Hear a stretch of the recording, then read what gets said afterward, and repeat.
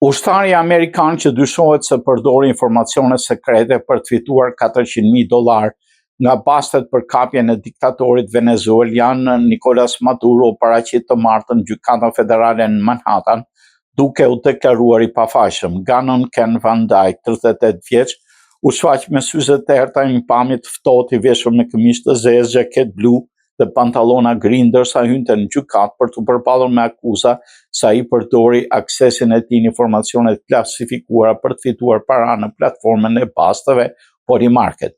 Nuk janë fajtori, nderuar gjyqtar, deklaroi rreshteri i forcave speciale gjatë seancës gjyqësore. Ai lirua me kush kundrejt një garancie për $250.000, ndërsa lëvizjet e tij janë kufizuar në Karolinën e Veriut, New York dhe Kaliforni.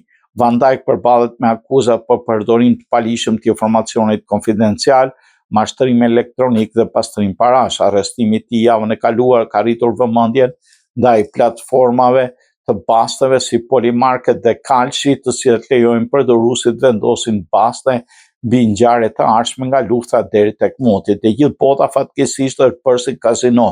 Nuk jam i kënaqur me këtë, deklaroi Donald Trump kur u pyet për rastin. Sipas prokurorëve, Van Dyke përfitoi nga përfshira e tij direkte në planifikimin dhe zbatimin e operacionit Absolute Resolve, bastisjen e 3 janarit në Caracas, ku forca speciale kapën Maduron për të vendosur baste të sigurta. Ai kishte vendosur $33.000 në baste, duke parashikuar ndërhyrjen e Shtetit Bashkuar në Venezuelë, rrëzimin e Maduros nga pushteti deri në fund të janarit.